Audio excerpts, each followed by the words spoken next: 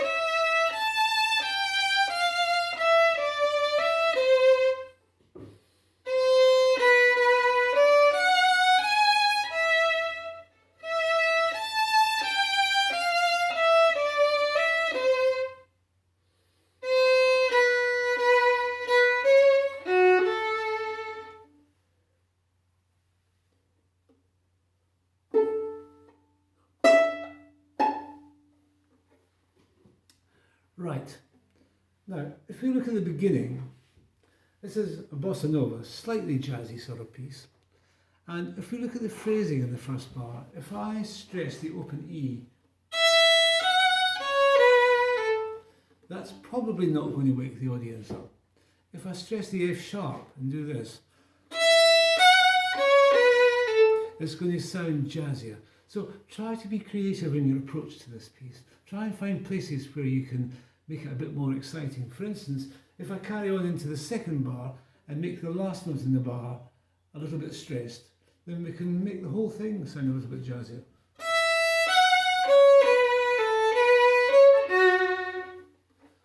And the audience might brighten up and forget about their shopping lists.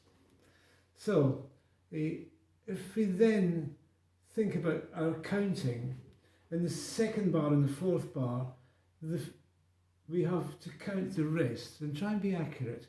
In the second bar, you have to count 1, 2, and 3 off. Be accurate with the length of that note, not too long, not too short, exactly correct. And you have to practice this. And the same in bar 4, 1 off. And you don't need to play the violin to do it, just think in your head, go through the music in your head, 1 off, so that you know where the note finishes. And then in bar 8 again, 1 off. Now I would suggest in bar 9 that you think of a rather smoother approach, a little bit quieter, it's mezzo piano, as opposed to mezzo forte at the beginning. And make the notes a little bit longer. Perhaps it can be shorter at the opening and then a little bit longer here as a contrast. And again, think about the length of the notes, try and work them all out accurately. And in bar number 16, we have a crescendo. So at bar 17 is mezzo forte. Now you'll notice that this is basically constructed in 8 bar units, and that's because it's a dance. Lots of dances are constructed in that way, because it fits in with the dance steps then. Otherwise people will be falling over. And if we carry on up to bar number 25 now. Now, if you look at bar number 9 and bar 25, it's the same tune, but bar 9 is mezzo piano and bar 25 isn't. Now, the examiner needs to notice that you've noticed that they're not the same. They'll be a little bit brighter. And again, make sure in bar number 33 that the minimum in that bar is 1, 2 off. Be precise, without making any accents, but just the precise length of the note. And bar 35 is a bit complicated.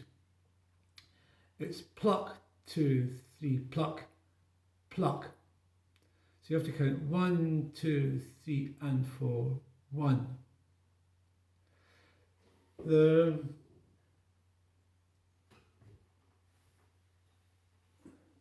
I'll now do a performance with the piano, and yes, I think that's all we need to talk about really.